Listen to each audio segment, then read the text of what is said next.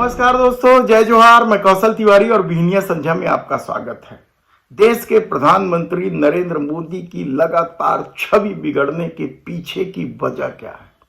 क्या नरेंद्र मोदी को सबसे ज्यादा खतरा राहुल गांधी की वह छवि से होने लगी है जो लगातार लोकप्रियता की शिखर पर पहुंच रही है, या फिर पार्टी के भीतर भी उनके दुश्मनों की संख्या बढ़ने लगी है और वे लोग नहीं चाहते कि मोदी की छवि बनी रहे?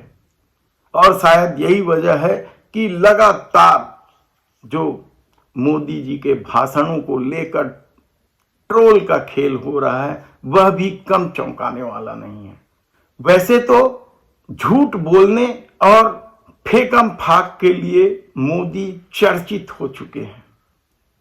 कहा जा रहा है कि उनकी झूठ की जो फेहरिस्त है वह हैरान कर देने वाली है। तो जिस तरीके से वे फेकम फाक करते हैं उसे लेकर भी सोशल मीडिया में चर्चा बनी रहती है, और ऐसे में उनकी छवि क्या सचमुच इतनी बिगड़ चुकी है कि अब वे कोई भी चुनाव नहीं जितवा सकते।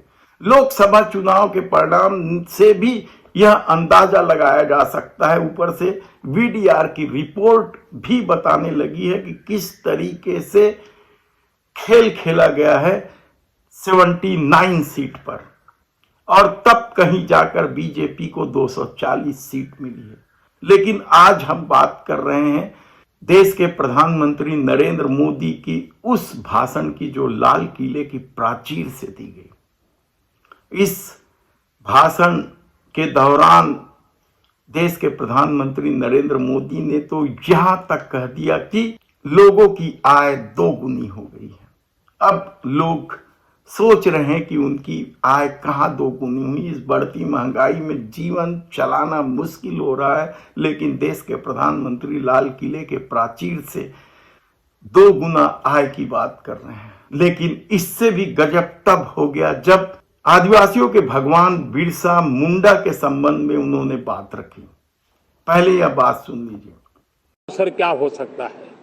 हमें पता है 1857 के स्वतंत्र संग्राम के पहले भी अंग्रेजों के नाक को दम करने वाला हमारा देश का एक आदिवासी युवक था। 20-22 साल की उम्र में उसने अंग्रेजों के नाक को दम ला दिया था, जिसको आज भगवान बिरसा मुंडा के रूप में लोग पूजा करते हैं। भगवान बिरसा मुंडा की 150वीं जयंती आ रही है। कि हम सबके लिए प्रेरणा का कारण बने। समाज के प्रति छोटा व्यक्ति भी देश के लिए कैसी जज्बात रखता है, उससे बड़ी प्रेरणा भगवान बिरसा मुंडा से अधिक कौन हो सकता है।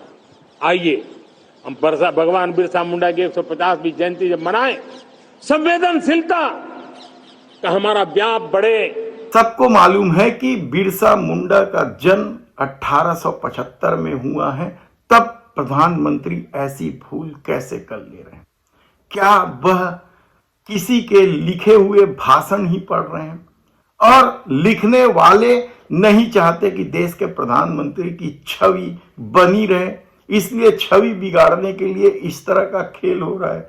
क्योंकि ऐसा खेल पहली बार नहीं हुआ है। ताकि विपक्ष यह आरोप लगाते नहीं थकती कि देश के प्रधानमंत्री पढ़ा लिखा नहीं है। उनके डिग्रियों तक को लेकर सवाल उठते रहे। ऐसे में जब लिखित भाषण पढ़ा जा रहा हो तब इस तरह की गलतियां के लिए क्या मोदी जिम्मेदार है, या फिर वे दुश्मन पार्टी के भीतर के जो मोदी की छवि को खराब कर देना चाहते हैं? और बिरसा मुंडा का मामला पहला मामला नहीं है। इससे पहले आप याद कीजिए कि किस तरीके से बिहार के तक्षशिला को लेकर देश के प्रधानमंत्री ने कहा था कि बिहारियों ने सिकंदर को भगाया था। और यही नहीं, एक बार तो उन्होंने यहां तक कह दिया था कि गुरु नानक देव, गुरु गोरखनाथ और कबीर एक साथ बैठकर चर्चा करते थे।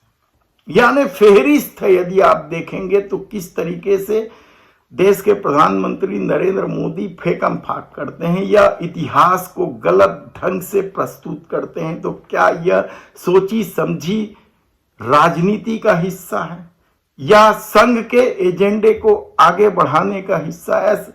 ऐसे कई सवाल आप उठा सकते हैं, लेकिन सच तो ये है कि इन सारे मसलों में, इन सारी बातों में देश के प्रधानमंत्री मोदी की ही छवि खराब हो रही है। तो क्या पार्टी के भीतर इस तरह का खेल हो रहा है ताकि देश के प्रधानमंत्री नरेंद्र मोदी की छवि खराब होता जाए? धन्यवाद।